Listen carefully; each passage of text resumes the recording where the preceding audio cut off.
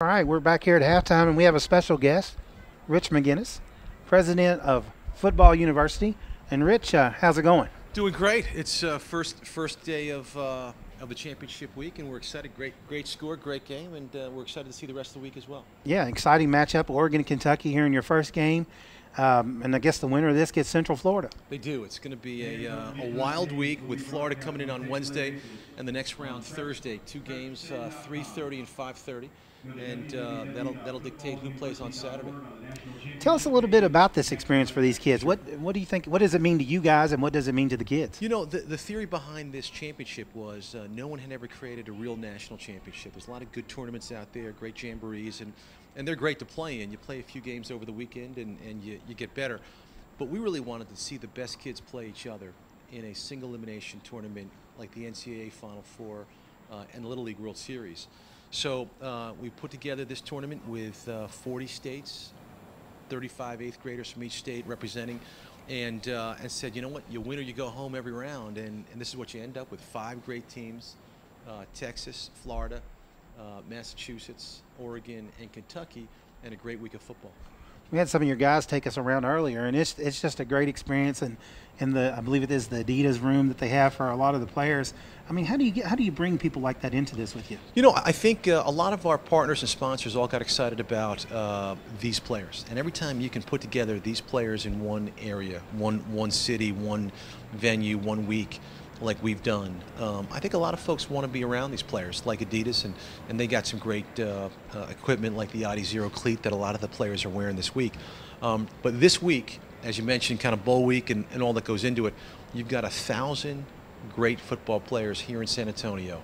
100 All-Americans, the U.S. Army All-Americans that a lot of folks know, 500 underclassmen who've been chosen to come down here and compete and really get a chance to see who's going to be the U.S. Army class next year. You've got 200 East Bay All-Americans, the best 7th and 8th graders in the country, and then you've got these 5 great teams, which with a lot of great players as well. You add them all up, and it's about 1,000 great football players all gracing the Riverwalk the next few days. Yeah, beautiful city to have this in. Oh, it's great. Texas is a great football state, as you know. And the weather, for the most part, holds up with us with great football weather throughout the day. And the Alamo Dome, I can guarantee you, 72 degrees on Saturday, which is always a big help. Now, you had a lot of guys that started with you when you guys started, that came up through your camps and everything. Who are some of those guys that have made it to the next level? Yeah, well, you know, the Army All-American classes of the last 11 years have brought together great players like Tim Tebow, Mark Sanchez, and Dominic Sue, you name it, Adrian Peterson. And we've been lucky to watch these great players come to San Antonio, spend a week with them, and see them progress. And it's exciting. And the one thing we observed with our All-American class is physically gifted, and some of them probably had a ways to go to become technically great football players. So they would move to the SEC and the Big 12 and all the great college programs. And we noticed that a lot of them just weren't developing the skill that I thought would be required to keep moving on to the next level as the talent really tightened up in college and Division I ball. So we started Football University to address that, and we said, let's not wait until you're a high school All-American. Let's start with 6th graders, 7th graders, 8th graders, and identify the best players in America, and then train them with the NFL's best coaches for 18 hours at Football University. That's just amazing. Now, for even the younger kids out there that may watch this, little brothers, Yeah.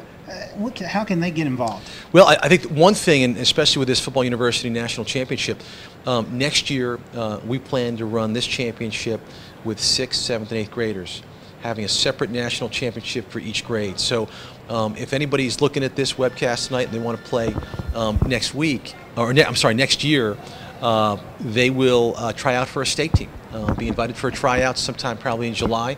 If they make the state team, they compete, and they got to win 4 games next year to come to San Antonio. Wow. Rich, I mean, this is a great thing, and I'm proud to be here at PrepSpin, proud to be a part of this, and we look forward to the future. Well, let me tell you, PrepSpin's been a big part of this championship tournament. You guys have done a great job showing the world what this is about, and obviously Team Kentucky has been showcased as well. They're a great team, a great reflection of what we're trying to show. Great 8th grade football, great coaching, and obviously Team Oregon. Great team as well, coming out of the Northwest, and and the 5 teams here are going to be shown to the world as great teams, and we appreciate you guys helping us showcase this tournament and these great young athletes. No problem. I'm John Carmichael, Rich McGuinness. We'll see you again. Thanks. Thanks, John. Appreciate it.